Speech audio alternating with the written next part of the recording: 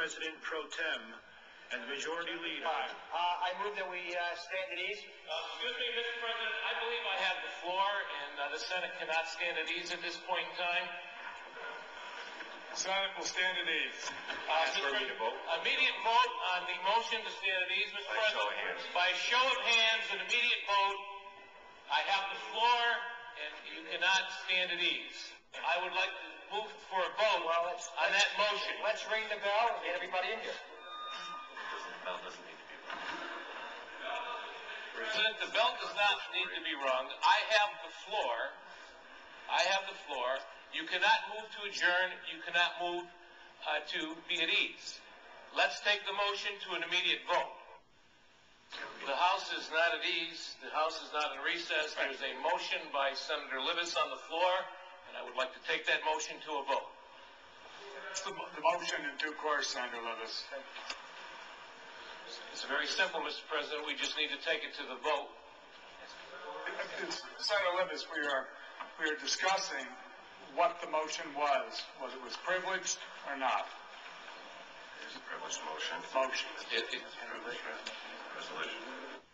Thank you, sir, as I'm sure you're aware that the motion is before the body at this time. Senator Libous, the privileged motion is out of order. I appeal the ruling of the chair, Mr. President. Before the House is whether the decision of the chair shall stand as the judgment of the Senate.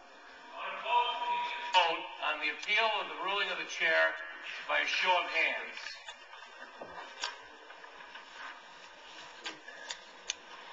All those in favor of overruling the decision of the chair, please signify by raising your hands.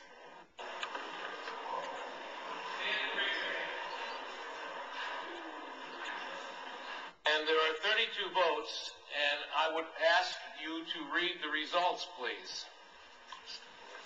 Or step away from the chair. 1 moment, Senator Libous. Another moment. They're on the floor to override the ruling of the chair. Read the results. We may choose to remove you from the chair. According to Masons, when the presiding officer refuses to put a motion which is properly before the body. Are you going to give us the results, Mr. President? I am asking that you are removed from the chair, and at this point in time, I would appoint Senator George Winter to go to the chair. And all in favor on Senator Winter going to the chair, stand and raise your hands as the temporary president. Mr. President, I have the floor. You have been removed from the chair. As a vote of 32, Senator George Winter will now take the chair. Senator Libous, the secretary will read the results. Thank you, Mr. President. Ayes 32, nays 30. To be quiet. I have the floor, Mr. President, I move we adjourn. The resolution is pending. Immediate vote on adjournment. The resolution is pending. This is good. Roll call on the vote. Just before Senator Winter did take control of the chamber, all of the Democratic senators filed out.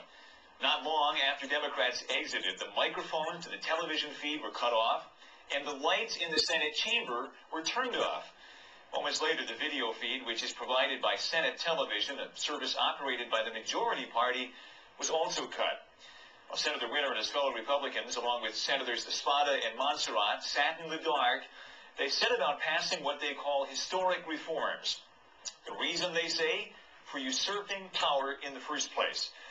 As mentioned, New York billionaire Tom Golisano has long called for sweeping changes to the way Albany does business and is not shy about putting his millions where his mouth is. Well, he was among the masterminds behind this plan, and earlier today I had the chance to sit down with him and once again find out more about the process that went into staging this capital coup. Well, Mr. Golisano, we certainly appreciate you joining us on this monumental and historic night. If confusing at that. Let me begin this way. You have long been an advocate for reform, and you sought various ways to seek it, including running notably for governor a number of times. Just a couple of weeks ago, so disillusioned with the pervasive dysfunctionality of New York State government, you announced you were leaving the state, going to Florida, and now this. Why this? Well, the two things are sort of unrelated. The leaving of Florida was simply a financial decision. The level of taxation has gotten so high because of what happened during the budget process this year with the incremental taxes.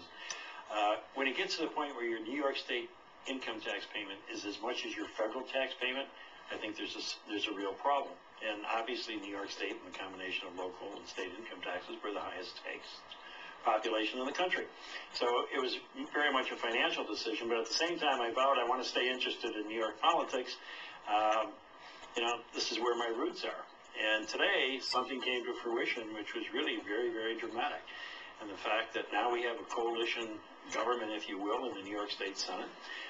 Democrats and Republicans who have pledged to work together for reforms, and they delivered already. Today they passed 15 different reforms on the floor of the state Senate, which that alone is historical. And let me just give you, one example.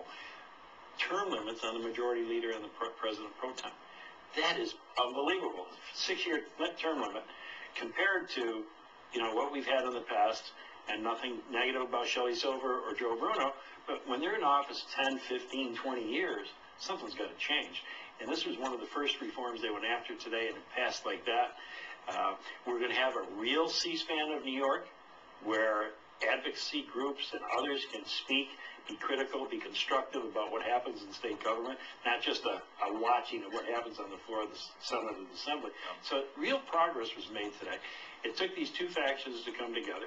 And quite frankly, Responsible New York's role in this was we were very disappointed with what happened during the first 3 months of Malcolm's administration in the state Senate. They had made commitments to us about reform, about the budgetary process, about the election process, and none of them were happening. I mean, there were not even any attempts. And the 3 men in the room process was never more poignant as it was this year. So, Responsible New York. Capital News 9 is an exclusive service of Time Warner Cable. From the state capital to your hometown.